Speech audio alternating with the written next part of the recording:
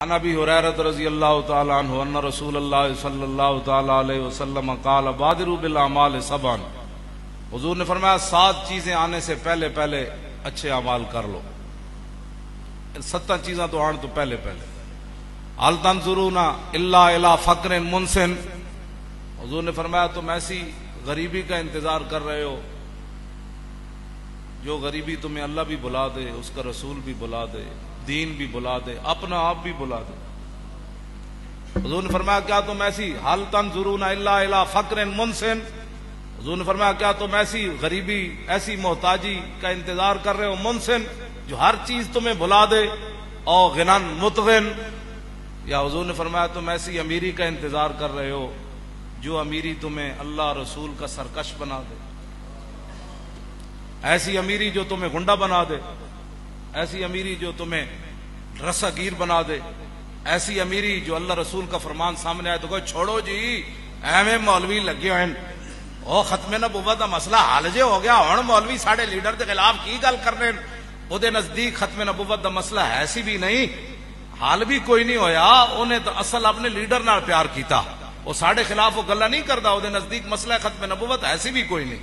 وہ کہنا ہن مولوی کی چاہندے ساڈے لیڈر دے خلاف، او غنن متغن. حضور نے فرمایا کہ یا ایسا بندہ امیر ہو جائے جو حد سے آگے بڑھ جائے، سرکش بن جائے، متکبر بن جائے، گنڈا بن جائے، قرآن و حدیث اس کی نگاہوں میں کوئی چیز ہی نہ رہے، ایسی امیری سے پہلے پہلے حضور فرماتے ہیں کہ نیک اعمال کر لو.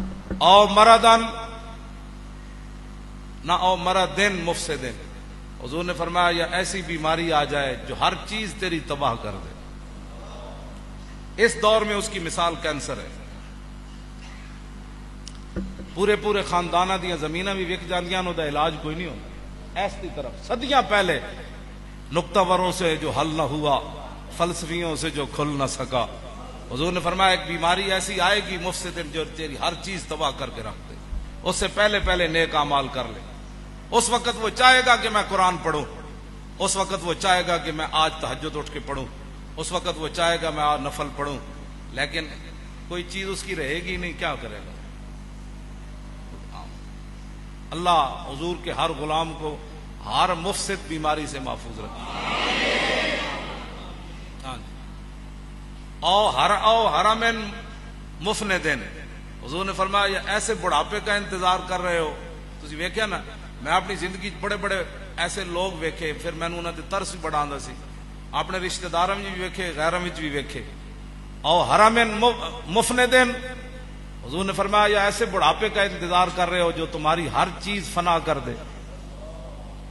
اوہی بندہ جڑا مکھی نہیں سی اجن دیندا جسم تے، اسی ویکھیا او بڑے پیشاب وچ لت پت پیا، او دا بچے تے اودیاں دھیاں او دے قریب نہیں سن آندی.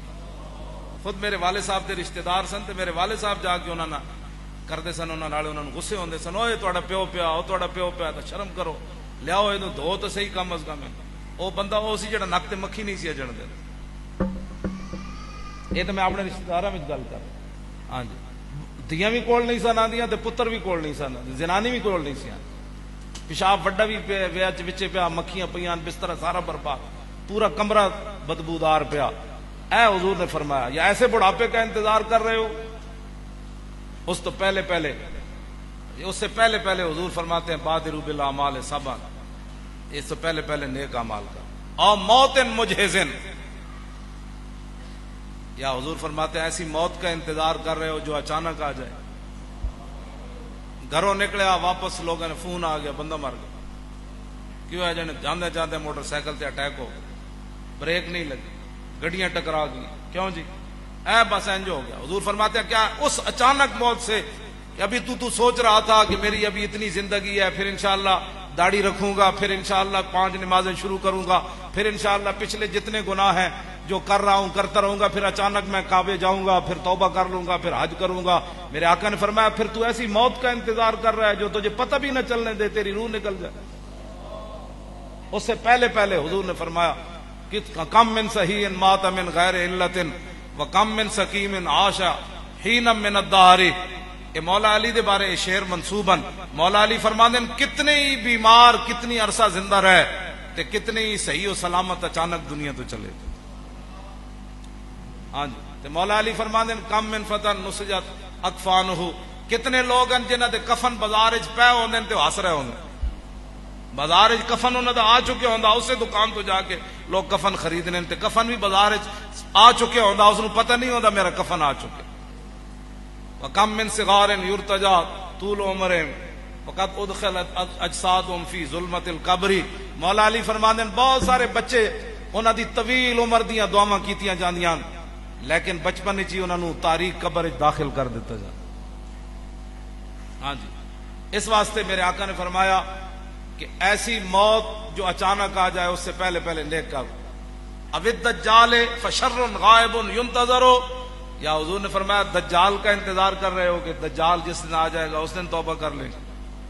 فرمایا کہ جتنے بھی چھپے ہوئے فتنے ہیں نا ان میں سے سب سے بڑا حضور نے فرمایا میری امت کے لیے فتنہ دجال کا فتنہ۔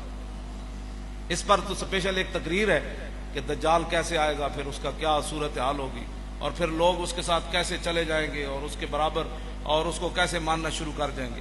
اور یہ آگے حضور نے فرمایا وساعت وساعت ادھا و امر، یا حضور نے فرمایا پھر تم قیامت کا انتظار کر رہے ہو، اور فرمایا وہ ادھا و امر، حضور نے فرمایا وہ بہت ڈاڈی شے ہے، و امر تو حضور نے فرمایا وہ بڑی کڑوی ہے، وہ دے اندر مٹھاس ہے ہی کوئی نہیں قیامت۔